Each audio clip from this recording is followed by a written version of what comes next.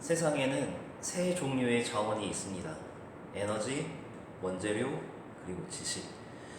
에너지와 원재료는 쓰면 쓸수록 그 양이 줄어드는 한정 자원입니다. 반면 지식은 쓰면 쓸수록 늘어나는 성장 자원입니다. 더불어 늘어나는 지식의 총량은 우리에게 새로운 종류의 에너지와 원재료, 그리고 더 효율적인 생산 방법을 거머쥐게 해주죠. 이렇듯 제로섬이 규정한 한계를 박살내는 데 기여한 지식의 확장, 물리학이 주도했다라고 말씀드릴 수 있습니다. 2024년 물리학원 수업의 큰 흐름은 에너지, 재료, 지식, 각 영역의 혁명에 물리학이 어떤 기여를 했으며 앞으로의 혁명에 기여할 물리학을 전망하는 그 이야기와 맥을 같이 하게 될 겁니다. 물리학의 이야기가 오래된 만큼 수많은 인물들이 주인공의 자리를 꿰찰 수 있겠지만 아무래도 이 두 사람이 되어야 하지 않나라는 개인적인 생각을 갖게 돼요. 바로 뉴턴과 아인슈타인. 중력에 대한 그들의 사유로 인해 물리학이 어떻게 발전을 했으며 그러한 발전이 낳은 사회기술적 혜택들이 무엇이 있는가 알려주고자 함이 저희 물리학 원 수업의 목표이기도 하고요. 더 나아가서 중력의 정체를 밝히는 과정에 개입된 빛의 사유가 낳은 일반 상대성 이론이 혁명 최전선에서 어떤 인류의 혁신적 도약을 이룰지에 대한 전망을 이야기해 줌으로써 여러분 안에 잠들어 있는 또 다른 뉴턴과 아인슈타인들을 깨워주고자 함이 저의 수업 궁극적 목표이기도 합니다. 물리학 원 전개도는 중력에 대한 뉴턴의 사유로부터 시작이 돼요.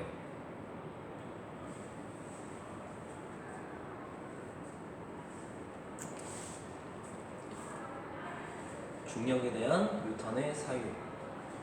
케플러는 행성이 탐험 궤도를 그리며 움직이는 것을 발견을 하고 갈릴레이는 피사의 사탑에서 물체를 던져보면서 떨어지는 물체가 포물선 궤적을 그리며 움직이는 걸 발견합니다. 천상의 탐험, 지상의 포물선, 서로 다른 기하학 모형에 놓여있는 이 단일성을 최초로 포착한 사람은 바로 뉴턴이었어요. 뉴턴은 기하학을 이용해서 천상의 운동과 지상의 운동을 통합을 한 거죠. 그 도구가 바로 기하학이었고 뉴턴은 궤도를 도는 것이 떨어지는 것의 한 형식임을 이해했으며 그를 통해 천상과 지상의 운동을 통합하는 데 성공합니다. 물리학 하면 가장 먼저 떠올리기 쉬운 인물이 뉴턴인데요. 뉴턴은 물리학의 거장이라서 인류 과학 발견사의 중요한 인물이어서 유명하다기보다는 한 시대의 관념 체계를 세운 사람이기 때문이에요. 뉴턴 이전 시대의 인류는 거칠고 사나운 자연 아래 생존을 부지하기 힘들었던 굉장히 취약한 종이었습니다. 그러나 뉴턴은 그런 거칠고 사나운 자연을 예측 가능하고 통제 가능한 그 무언가로 본 겁니다. 뉴턴에게 있어 자연은 질서정연한 현상이었어요. 나무에서 사과가 떨어지는 것부터 해변가의 밀물과 썰물, 지구와 달의 관계에 이르기까지 그 모든 것들은 자신이 종이에 쓴 몇 가지 법칙에 모두 부합하는 것으로 본 거죠. 이 뉴턴은 자연현상을 조금 더 체계적으로 계산하고 분석하기 위해 미적분학이라는 수학적인 도구를 고안합니다. 미적분학이 설명하는 자연현상. 미적분학을 비유하자면 이런 것과 똑같아요. 계단을 한 칸 올라가는 로봇이 있다고 가정하겠습니다. 계단을 한 칸 올라갈 수 있는 로봇이라면 100개의 계단을 올라가는 것도 거뜬하겠죠. 한 번 올라가는 것을 100번 반복하는 것에 불과하지 않으니까요. 이 로봇에게 있어 계단을 한 칸 오르는 방법이 바로 미분입니다. 다시 말해 미분이란 짧은 과정 동안 반복되는 일종의 알고리즘이에요. 즉 뉴턴에게 있어 자연이란 미분이라는 알고리즘으로 작동하여서 계산이 가능한 정밀한 시스템이었고 이 법칙으로 운영되는 자연이기에 예측할 수가 있고 통제할 수 있었고 발전에 발전을 거듭할 수 있게 되었다라는 겁니다. 이 뉴턴의 관념을 토대로 후대인들은 여러 자연현상을 설명하는 여러 법칙들을 규명함에 따라 자연을 통제하고 발전할 수 있었던 거죠. 그 대표적인 것을 세 개로 추리자면 열현상, 전자기 현상, 파동현상, 물리학원 시간에 공부할 큰 틀입니다. 인류는 열현상을 통제하고 발전시킬 수 있었기에 증기기관을 개량하여 에너지 혁명을 야기했으며 전자기 현상을 토대로 새로운 소재, 반도체를 필두로 한 컴퓨터를 개발하게 됨에 따라 정보혁명을 야기하였죠. 파동적인 현상을 통제할 수 있었기에 보다 더 빠르고 효율적인 정보 전달을 위한 광 케이블 개발로 통신혁명을 이루었습니다. 이 정보혁명과 통신혁명을 일으켰던 것은 빛이라는 것이 물리학 영역으로 들어왔기 때문에 가능했다 생각해요. 이 빛이라는 게 물리학 영역으로 편입되었던 시절은 패러데이 사고 시점 이전 이후 그 어디까지일 겁니다. 이 패러데이의 전자기 유도 이전 시대까지는 전기와 자기가 서로 구별되는 다른 현상이다라고 여겨져 왔었어요. 그러나 패러데이가 전자기 유도를 발견한 이후로 이 패러데이는 전기와 자기가 서로 다른 현상이 아니고 전자기 장이라는 하나의 현상에서 기이나 것이다 라는 통찰을 얻게 되죠. 이 통찰을 필두로 이후 맥스웰은 전기와 자기가 서로가 서로를 유도할 때 주고받는 전자기적인 신호가 있을 것이다. 그거는 전자기적 파동일 것이다. 예측을 하고요. 이후에 실제로 전자기적 파동의 정체가 빛이었음이 입증이 됩니다. 그를 통해 빛이라는 것이 물리학 영역으로 들어올 수 있게 됨에 따라 인류는 빛을 통제하고 활용할 수 있는 경지에 이르게 되었죠. 이 시점까지는 빛이라는 건 전자기적 상호작용에 따른 파동, 빛은 파동으로 합의가 되었습니다. 왜냐하면 빛은 파동만이 보일 수 있는 성질을 보였기에 그걸 활용해서 광케이블도 만들었으니 빛은 어디까지나 파동이었어요. 그런데 시간이 조금 더 흘러 광전 효과를 분석했던 아인슈타인에 의해 빛은 파동이 아니고 입자일 수도 있다라는 게 밝혀지게 됩니다. 그 동기는 바로 빛에 대한 아인슈타인의 사유로부터 시작이 되었죠. 이 아인슈타인의 사유 덕분에 빛은 파동이기도 하면서 입자이기도 한다라는 게 입증이 돼요. 여기에서 머물지 않고 드브로이라는 사람은 자연의 대칭성에 입각하여 이런 사고를 펼치게 됩니다.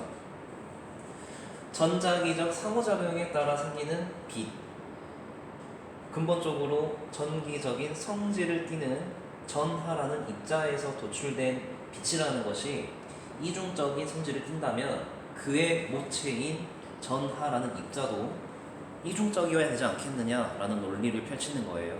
그래서 드브로이는 입자도 파동적인 성질을 가지게 될 것이다 라고 자연의 대칭성에 입각하여 주장을 하게 되고 이후에 정말로 입자가 파동적인 성질을 보인다는 게 밝혀집니다. 그 사건의 흐름에 따라 양자역학이 등장하게 되는 거죠.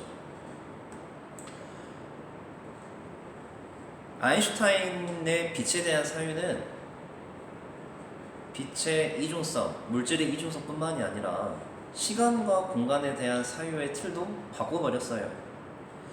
이 시간과 공간이라는 것은 본격적인 과학적 탐구 대상이 되었던 건 물체의 운동을 다루는 뉴턴 역학이 등장하면서부터입니다. 뉴턴은 물체의 존재와 관계없이 시간과 공간은 항상 존재하는 배경과도 같은 것이었어요. 그리고 어떤 관찰자가 보든 시간의 흐름과 공간의 거리는 보편적이다. 시간과 공간을 절대적인 무언가로 여겼습니다. 그러나 이 빛에 대한 아인슈타인의 사유로 인해 절대적이었던 것은 시공간이 아니고 빛의 속력이었음이 밝혀지게 됨에 따라 그 빛의 속력만큼 빨리 움직이는 세상에서는 시간의 흐름과 공간의 거리가 왜곡될 수 있음이 밝혀지게 돼요. 시공간이 상대적이다라는 특수 상대성 이론을 주장하게 됩니다. 이 특수상대성 이론의 요지는 관찰자의 상대 운동에 따라 물체가 존재하고 있는 시간과 공간이 왜곡될 수 있다는 건데, 이거는 어디까지나 특수한 상황에서만 설명이 되는 법칙이에요. 그 특수한 상황이라면 중력이 존재하지 않는 그 한계점을 보완하기 위해 아인슈타인은 중력에 대한 사유를 펼치게 되면서 이를 통해 일반 상대성 이론을 발견하게 됩니다. 이 일반 상대성 이론에 따르면 물체의 존재에 의해 시간과 공간이 왜곡이 되고, 그러한 시공간의 왜곡이 중력으로 나타난다라는 게 기본 골자예요. 실제로 이후에 무거운 천체 주위에 빛이 직진하지 않고 휘는 것을 발견하게 됨에 따라 정말로 시공간이 질량에 따라 왜곡될 수 있음이 입증이 되고, 세간의 과학자들에게 아인슈타인의 일반 상대성 이론은 인정을 받게 됩니다. 그도 그럴 것이 뉴턴이 밝히지 못했던 중력의 원인을 아인슈타인이 밝히게 된 것이니까요.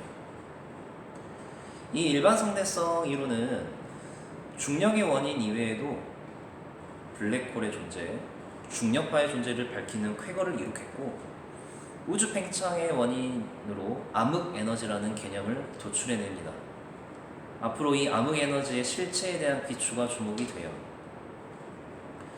이처럼 뉴턴 못지않게 아인슈타인이 또 역시 유명할 수 있었던 이유는, 아인슈타인은 빛과 중력이 얽혀있는 복잡한 관계를 뿌리부터 다시 보기 시작함으로써 자연에 대한 근본적 이해에 도달하기 위한 기틀을 마련했기 때문이에요.